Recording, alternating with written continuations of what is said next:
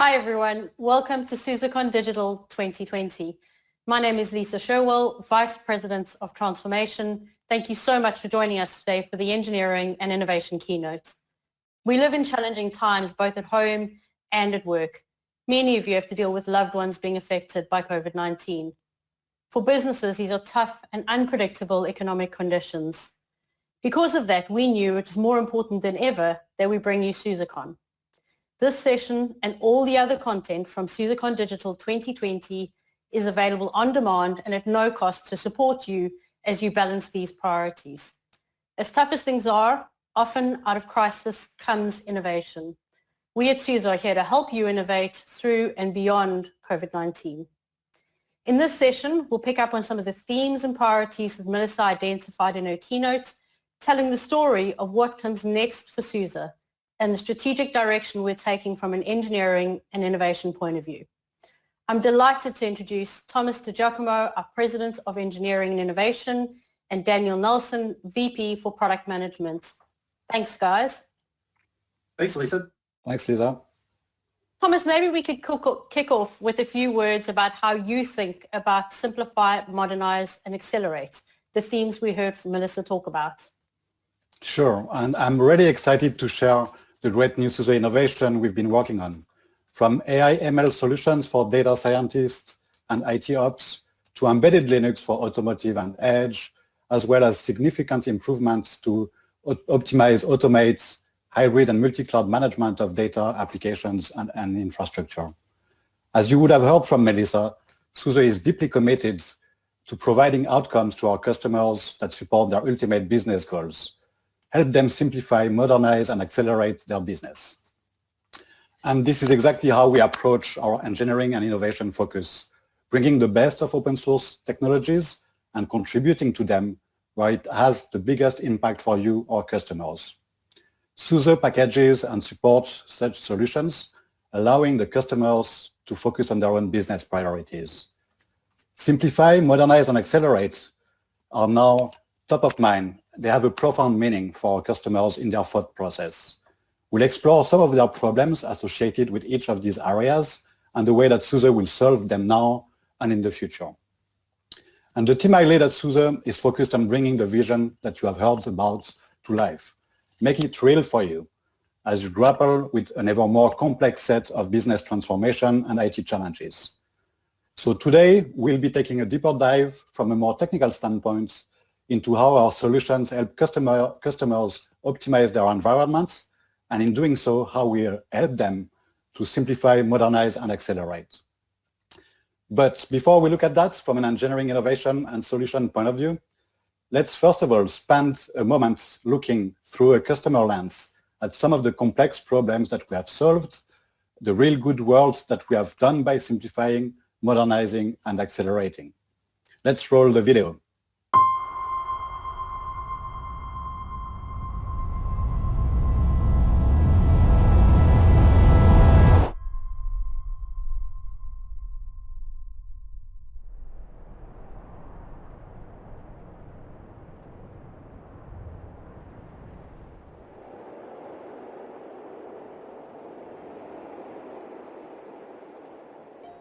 It's been said that there are no traffic jams along the extra mile. And at SUSE, we're proud to say that we've been enjoying the open road for some time. With 25 plus years of Linux experience, it's no wonder why 2/3 of SUSE customers give our engineers a perfect score. While perfect scores can help us perfect our system, our real goal is much larger. Welcome to Knorr-Bremse, the global market leader in driver assist and automated braking systems for road and rail transportation. At Knorr-Bremse, their vision is to be the global driving force behind innovative and sustainable system solutions that make mobility and freight transportation safer, more reliable, and more efficient. Excellence is the standard at Knorr-Bremse. And since partnering with SUSE, they've been able to do just that.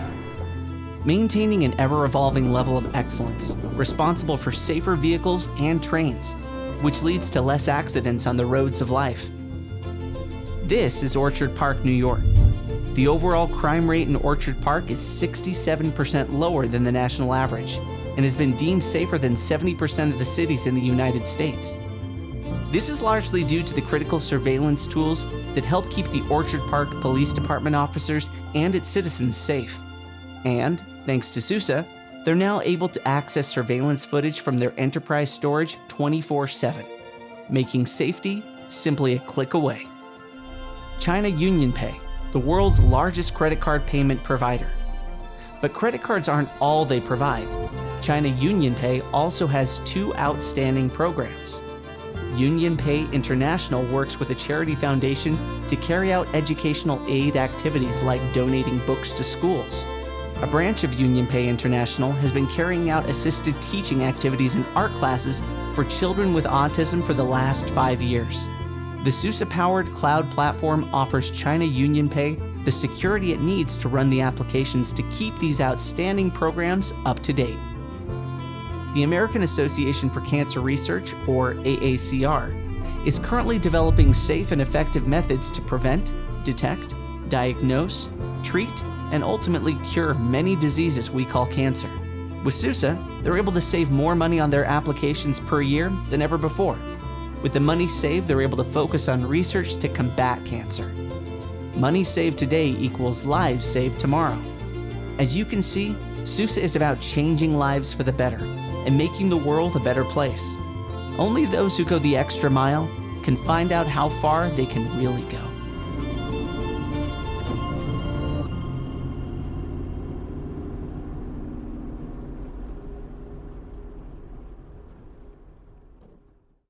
So let's begin talking about what simplify means to SUSE, and let's kind of start that with an infrastructure perspective.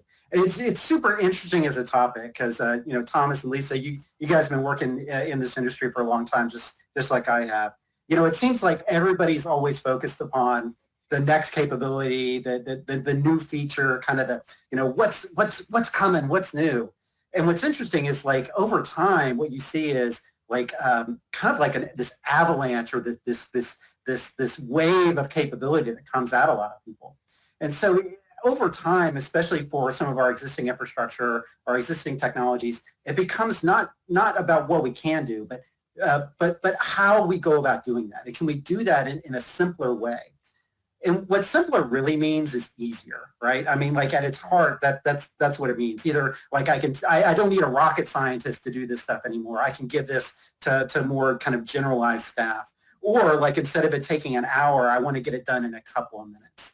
That's really what we talk about within this. And it's one of those things that underlines how organizations scale, how they're able to bring technologies into the mainstream to make it available to everybody.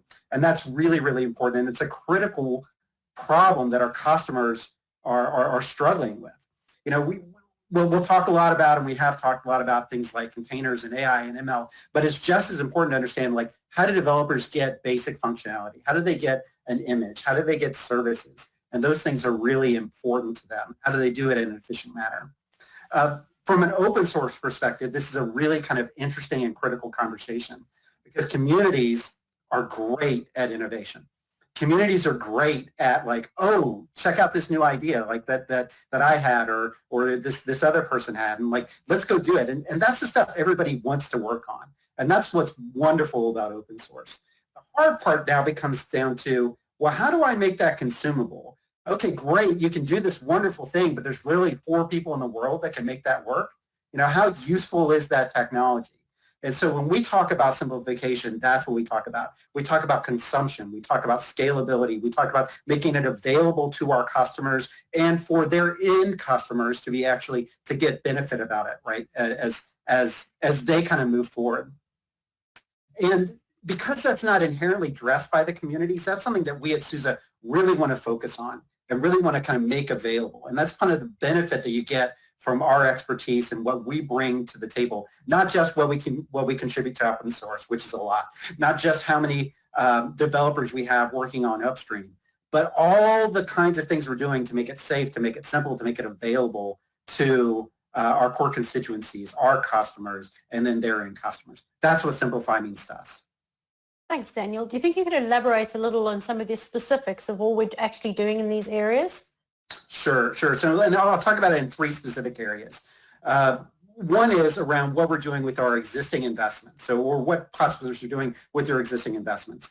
Every time a new technology comes along, it's not like we throw out everything that we've worked on for the last 2 decades. All the benefits and sins of the past kind of move with us as we go through the stream of time. So we've got to figure out how to simplify that stuff. We've also got to simplify how the new stuff is being used. Like, how do we make that accessible? How do we make that usable? And then we also need to simplify how we bring these things together, because neither of these two work in silos. They're all part and parcel to the whole thing. So I'll give you some examples. So when we talk about simplifying existing investments, let's talk about one example of what SUSE has done. So we'll talk about specifically enabling what are called very large instances on Azure for SAP. And so SAP is obviously mission critical to so many different companies. Wanting to simplify how that's used, how it's consumed, how it can be brought to market was a partnership with Azure where they created some of the largest instances in the world in the public cloud framework specifically to run SAP. What we did at SUSE is we enabled our SAP technology to run on that seamlessly. So customers could very easily move from their existing big implementations of SAP onto the public cloud, making it easier, making it simpler for everybody to consume. So that's just kind of one example of what I mean by simplifying the existing. Another really good one is the technology that is now in the community, but it was invented by SUSE and contributed back, like live patching.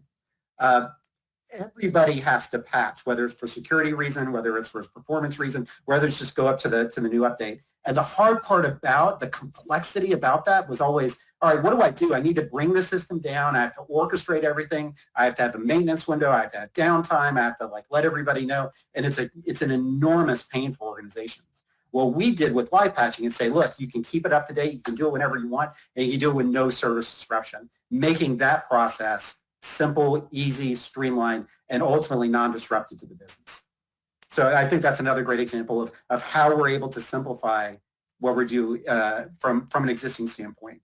But pivoting a little bit, if we talk about how we're simplifying some of the new things, a good example of this is what we're doing around Cloud Foundry and cloud native delivery of solutions, bringing together Kubernetes with Cloud Foundry to be able to simplify the movement and delivery of applications within those brand new frameworks. Because the hard part about applications is not getting them to run once well on a developer's machine. I think anybody who's been in this business a long time has always heard that, hey, it works on my machine, what's the problem? It's how do we move those applications? How do we blow them out? How do we make them readily available? And simplifying that with some of the new technologies as well, like Kubernetes, is huge. And then bringing them all together, I think Stratos and the things that we're doing from a UI perspective are really good examples of this, having a common framework to visualize what's going on, whether that's VMs or containers, you're monitoring your existing infrastructure and being able to do that from one platform. So a human is not having to context switch out all the time to understand how they actually are able to run these things, but they can do it, with one pane of glass. But that's my view on simplification. The other part of this is obviously how do we modernize? How do we do that new stuff? Thomas, I know you got a lot of ideas around this. What do you think? Yeah. So, well, what I think is that modernizing your IT infrastructure, your applications, is actually necessary just to stay relevant and competitive as a business before even considering strategies to outpace the competition altogether. And that's true of any business in any local or global industry. Our customers have a significant install base with existing infrastructure and software architectures that just cannot be abandoned with a flick of a switch. Organizations need a strategy and a set of solutions that allow them to evolve, both gaining the value of new technology whilst efficiently managing the existing tech. So once you've simplified your existing IT landscape, the adoption of new solutions and technologies, and how both coexist, then you're in a very good shape to modernize. And I also have many examples in mind about how our customers have done just that by working with SUSE, our solutions and services. For instance, a large retail company who needed ways to have a common deployment, a common operational environment and management across a wide variety of infrastructure, cloud-based ones as well as on-prem infrastructure. And that including bare metal, virtual machines, containers, different types of hardware architectures, different software applications, and different operating systems, actually. Another great example of Modernize is that of a large insurance company who moved their enterprise applications and SAP workloads and data to the cloud.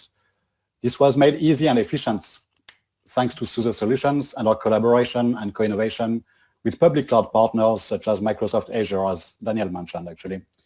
I recommend you have a look at the SUSECON Digital fireside chat I had with Arpan Shah for more information about SUSE and Azure and how together we bring unique solutions for real-life problems, from migrating traditional workloads to cloud, running on SLAs, for instance, or benefiting from cloud-native technologies and containers with SUSE CaaS platform. Last but not least, I'd like to mention our ongoing innovation for next-generation data centers, which combines a lot of what we're delivering today already, together with future solutions we're discussing with customers and partners. That includes combining the operations and management of containers and virtual machines together, managing workloads and applications across on-prem and different public clouds with our SUSE Stratus dashboards and other components that we bring. Thanks, Thomas. Can you tell us a little bit more about the collaboration with partners in this area? Yeah, that's a great question, Lisa, because with Modernize, as with all other domains, customers benefit from open source innovation and what SUSE contribute to it, as well as what our partners are either adding directly to the open source projects or working directly with SUSE on joint optimized solutions. So let me show a few of the latest examples of how SUSE and our partners have helped our customers modernize their IT.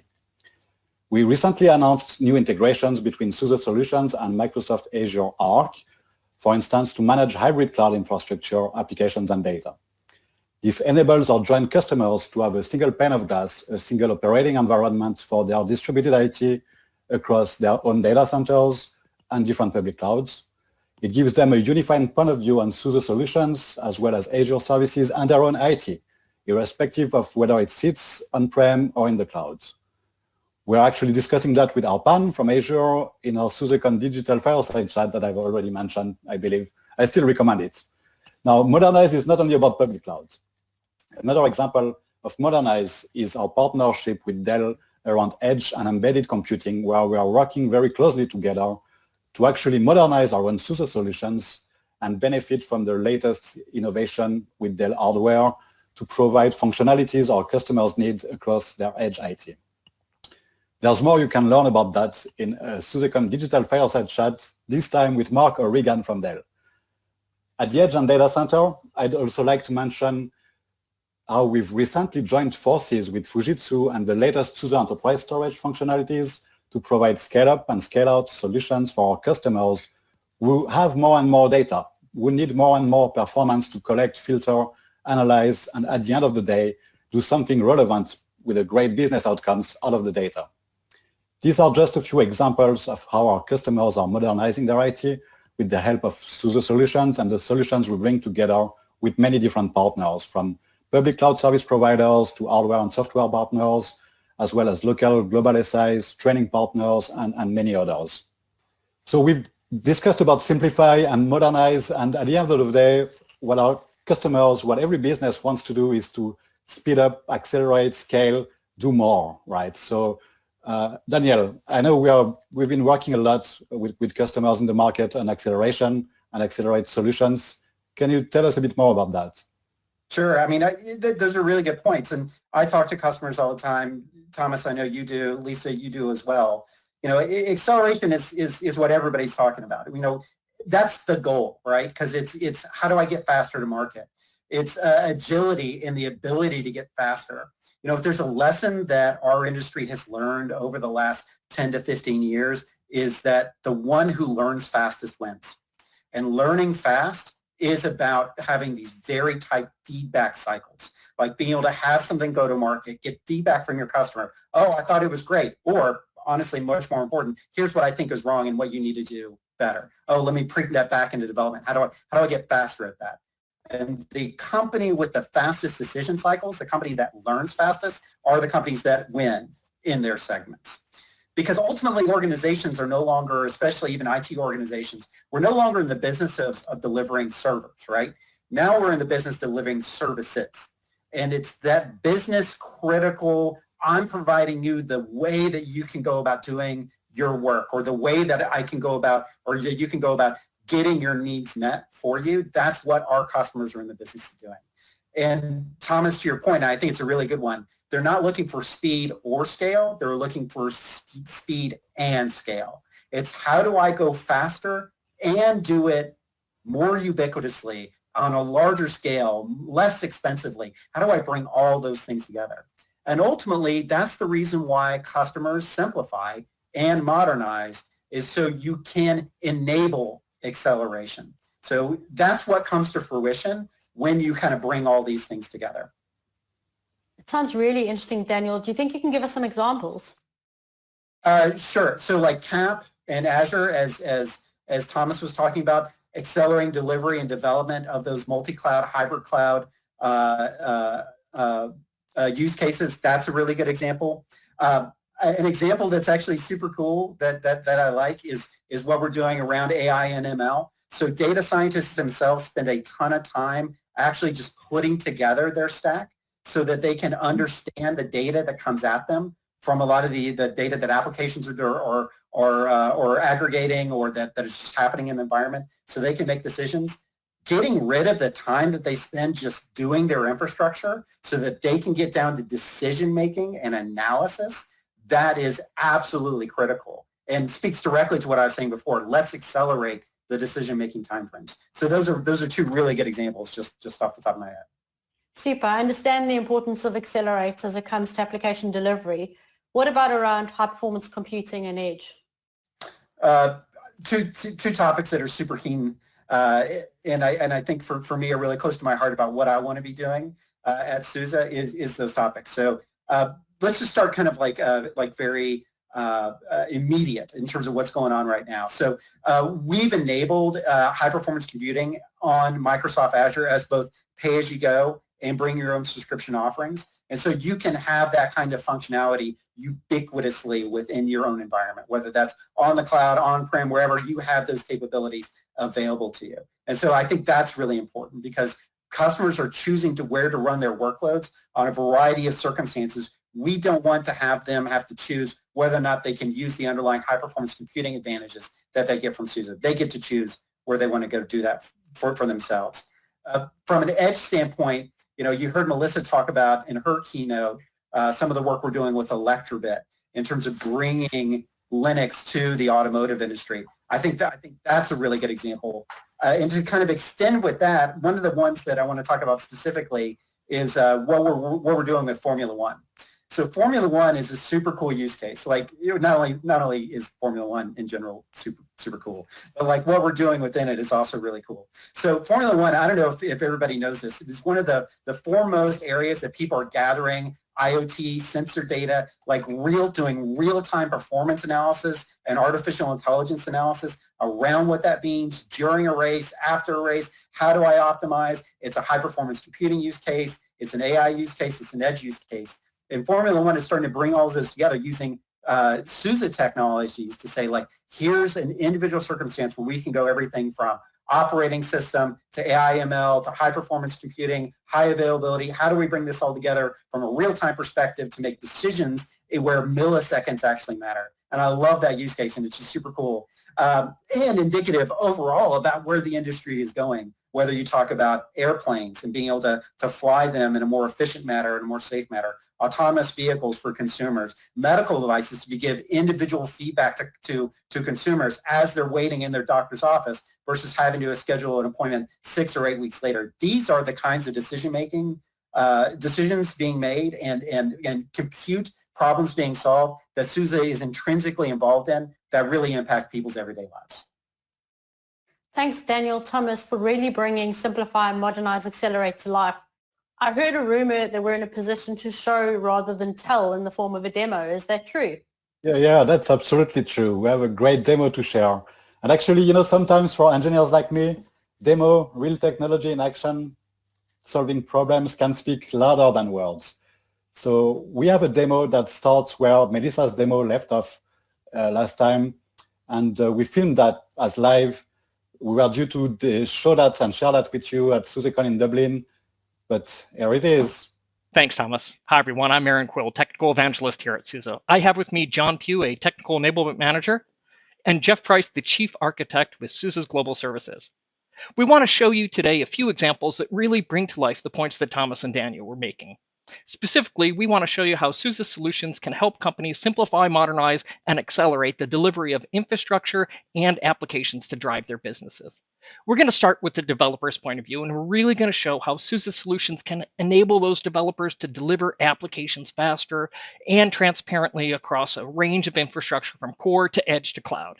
Then we're going to shift and really look at the administrator's point of view and show how we're going to give them the ability to manage cloud-native workloads across container environments. We've talked to customers all across the world, and without surprising, everyone really wants to do the same thing, which is accelerate productivity, including being able to take advantage of new technologies like containers and Kubernetes on hybrid clouds. The challenge is, how do you adopt these new technologies without having to retrain the entire organization from day one? So John, tell me a bit about the things that we're doing to enable businesses to allow developers to become productive faster on some of these new technologies. Sure. And so, as we talk about or talk to firms with large development organizations, they all want to ramp up on cloud native computing models, right? So they struggle, though, to find the time to have everyone trained in developing to Kubernetes and the operational implications of all those designs. Now, in a lot of cases, there's a small team that establishes the container environment with Kubernetes, like SUSE's CAS platform, and it can be made available to the rest of the organization through things like SUSE's cloud application platform with its intuitive Stratos user interface. So let me show you how that works. Cool. So first, developers need to be able to deploy the app quickly that they're working on in a dev or a test environment. Now, as most customers' environments are getting more complex, a lot of developers struggle to figure out how to effectively recreate accurate test and dev environments. Using infrastructure as code, though, has simplified that and accelerated the creation of these environments. In our case, we've duplicated what we're calling an edge production environment in the public cloud. So as you can see here in the Stratos console, a user is only going to see the resources based on their role. Now, in our case, we see some favorited endpoints representing core, edge, and cloud environments. We have a mix of cloud environment or cloud providers. So Microsoft's Azure is represented as well as AWS. And we see on-premise deployments running multiple instances of SUSE's CAS platform, CASP, and SUSE's cloud application platform, as we know as CAP. Now, Aaron, this strongly demonstrates our ability to support a multi-cloud environment. Now, we're going to deploy into our edge replica. We see the applications already running there. We're going to go ahead and pick a demo organization and the dev space. And then simply clicking on the plus here will give me a number of choices on where to pull the application code from. And as you can see, the context is already pre-populated from our filter on an earlier screen. Next, we'll enter the project name, pick a branch. We just have one. And then we're going to pick a specific commit. We're going to use an earlier commit here. We have our choices. As you can see, we've been working on this app and have quite a few to choose from. Now, this screen gives us options to override the manifest, but for our demo, we're just going to choose a random route, and we're going to click deploy. The application will take just a minute to spin up, but in the meantime, you have all the basic information about the app, and once it's running, we can click on this visit button to quickly check out this simple application. Now, remember, Aaron, a lot of companies simplify these steps by integrating it into their CI/CD pipelines. We've done it here for you manually just for demonstration purposes. Yeah, so you really just deployed an application into a Kubernetes cluster without any infrastructure coding at all, meaning you didn't write a line of YAML, did you? Exactly. So I really only needed to focus on writing code for the application. I didn't have to drill down into the details of how or where it's physically deployed or run. And that's the point, is you can accelerate the adoption of these technologies right away without having to do any training to your people, right? And you get to ensure that they're still lined up with whatever deployment policies the company already has in place. So Jeff, as the operator, what kind of things are going to be important to you to view this deployment? So let's take a look at John's app. When John actually deployed the application, it was built and deployed as a Kubernetes container under the covers. This is possible due to the cross-community integration projects that we're working on. SUSE is with Cloud Foundry. We're enabling customers to have the best of both worlds. So developers, they just want to write their application code, and they shouldn't have to worry about, as John said, creating YAML code to get their applications deployed. The operators, on the other hand, they do want to have that visibility and control at the infrastructure level. So Stratos lets you see it all the way from top to bottom. So right up to the application summary screen here, we can see things like uptime and resource quotas and network information. We can also see scaling information, the number of instances that are running and how many resources are being consumed. So for troubleshooting, you're going to want to probably see some log streams. Cool. And we have a aggregated log stream here that's live, so people can do troubleshooting right here. So giving the modern operator visibility and control in order to help the developers accelerate their deployments in any target operation, target environment, that's what this is about. That's cool. So now, John, can you show us what the experience would be like for a developer using cloud application platform to push an application now into production? Yeah, sure. It used to be that developers had to worry about the differences between environments, when you had different cloud environments or edge and on-prem. But when you have a consistent SUSE solution across the core edge and cloud, you don't have to worry about that. Now, as you mentioned a bit ago, we demonstrated how we deploy our application to our dev or test environment to test it out. But now let's deploy it to production. Now, production in our case is a SUSE CASP environment running in a data center at the edge. The deployment location, the DNS infrastructure, that's all immaterial. It doesn't matter to me where this is. It's as easy as selecting a different location or environment from a list of those made available to me. And this could be CAP or CASP, which is our Kubernetes solution, or anybody else's for that matter. And it's very simple. I choose where, I choose what. Yep. We won't do any of the overrides in this particular case. We're going to pick the latest commit. And boom, that's it. I mean, I've just deployed a application to a completely different environment running inside, in this case, an edge ecosystem. Jeff, we just showed how easy it is to take an application and deploy it to development or production environments. And we just showed how easily the operator can really view what's going on with that application.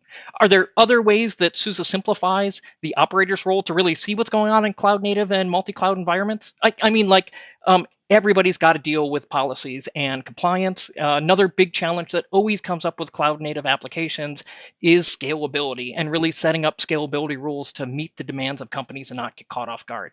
What can we do to really help with the visibility of those things? Yeah, so Stratos gives you insights at those levels and all those areas. Let's take a look at compliance and some best practices. So the app that John just deployed, right? We're working to integrate a bunch of analysis engines right into the applications themselves.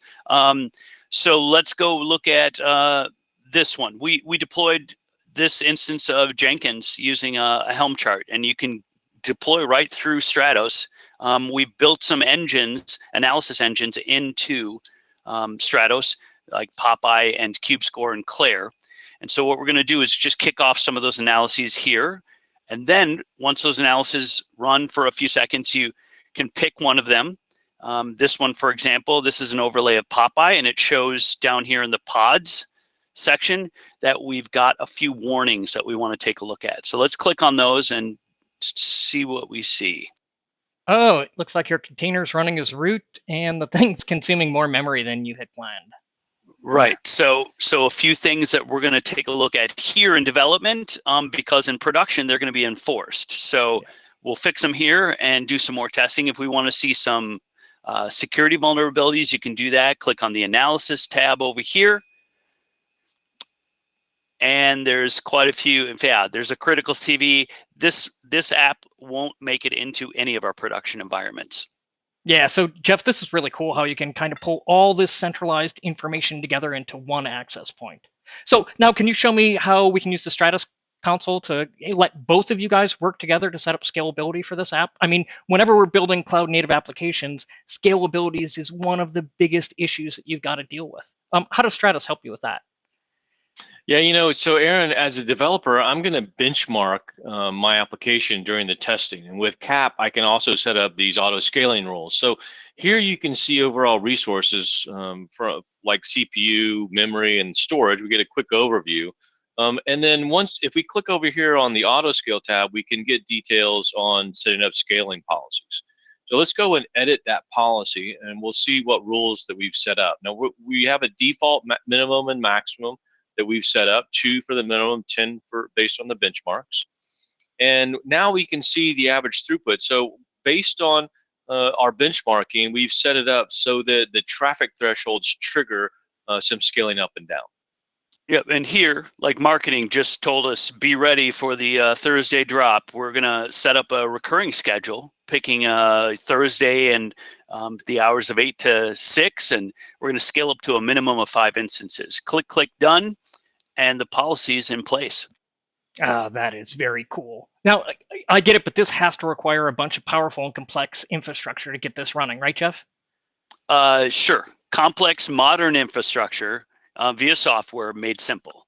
So putting the appropriate controls into the hands of the developers and the operators that live in these environments every day, giving visibility into those environments for managers or operators to make sensible decisions regarding governance and best practices and how they deploy things, all from a centralized console.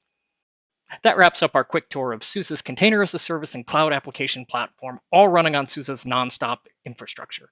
This greatly simplifies the developer's ability to rapidly deploy and manage cloud-native applications. This also simplifies and accelerates the operator's ability to govern cloud-native applications across modern multi-cloud ecosystems. Thank you everyone for joining us for SUSECON Digital 2020. Don't forget to look out for the Dell and Microsoft keynotes. Enjoy the rest of the show. Thank you. Thank you.